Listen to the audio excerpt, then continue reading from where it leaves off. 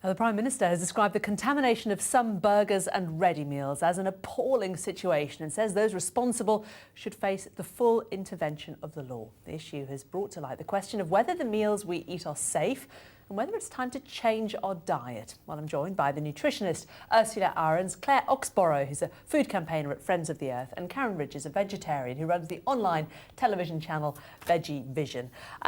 To you, first of all, Ursula, I mean, food scandals do come and go, don't they? Do you think this one has possibly more impact than ones we've had in the past? Do you think this is actually going to change what people have in their diets? Or do you think we'll all forget about it in a few weeks?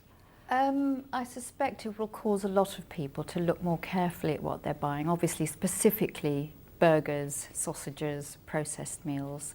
And it is a sort of food that we eat every day. It's not a sort of very occasional food item. So I think people are obviously very concerned and alarmed that what they're eating is not what they thought. But it's not a health issue or a nutrition issue. Not eating horses is a cultural issue, and there's no reason not to eat horses, and the French do quite happily.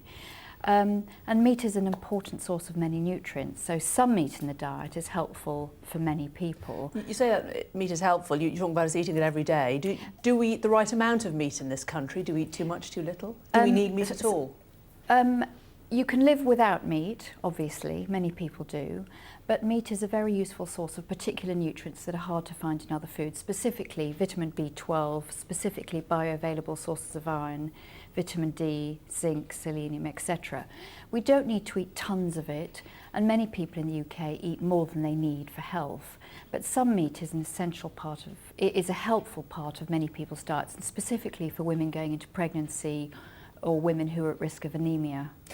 Essential and helpful, you say, Karin, from VeggieVision. I think you'd obviously disagree. I mean, as a vegetarian, you're looking at this from the sidelines. Are you sort of laughing behind your hands and thinking it serves you all right? Oh, no, not at all. I mean, there's millions of people in the UK, vegetarian or vegan like me, or still eating meat, that are absolutely horrified because they thought they were eating a product and they were not. They were eating, obviously, a horse. And I think if they would not have wanted to eat horse, they thought that they were eating a product that culturally they are used to eating.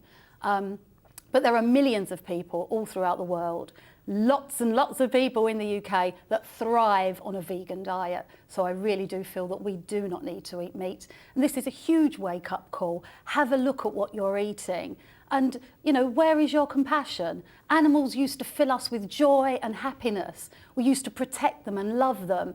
And now we're seeing pictures in the media of horse carcasses dangling upside down. We should be horrified, and we need to really look back and think of where we come from and where we're going, and do we really need to eat meat? I haven't eaten it for 20 years and I'm not doing too bad. You're still here. Claire, from Friends of the Earth, we talk about horse carcasses dangling. It seems more emotive because it's an animal that we're not used to eating in this country. But is that part of the problem, that there's a disconnect between the food that we have on our plates and where it actually comes from, and people just don't think about the abattoir process and the farming process that goes into it? Absolutely. I think people are used to going to the supermarket, picking up whatever they can afford and taking it home and cooking it without really thinking about it. But I think the real scandal here is that this really reveals how little we know about what's in our food and how it's produced.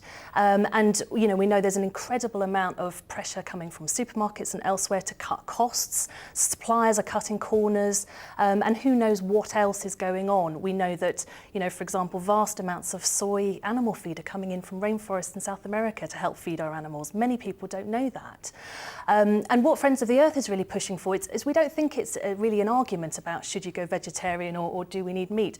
We think we should be cutting down. We're eating too much meat in terms of health and also environmental sustainability. So we think the government should be doing more to actually help more people eat less meat, and less meat that's better for them and better for the planet. Ursula, do you empathise even with those who are on a budget, who are struggling to feed a family, and sometimes meat is an easier option? Sometimes it is easier, you know, to bung a chicken or to you know, knock up some bolognese than it is to create a delicious vegetarian feast in some people's eyes. Meat is a popular food item, it's a tasty food item, it's convenient, it's familiar. People have grown up having it every day in the form of sausages, bacon, burgers, whatever. But actually, it is perfectly possible to eat in other ways just as deliciously, and also covering and ticking various nutrition boxes using other ingredients and using less meat. So it can be a matter of going into different food patterns, having different sources of protein.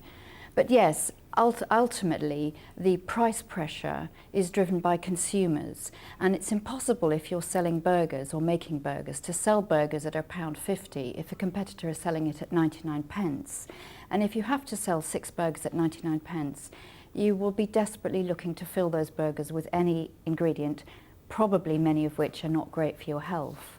So it comes back to the consumer being a bit more critical and a bit more willing to put more scrutiny into what they're eating. So thank you, Karin. At Veggie Burgers, all of a sudden looking a lot more appealing to many people today. Thank you all very much. Thank you. As the clouds roll in across the Mediterranean,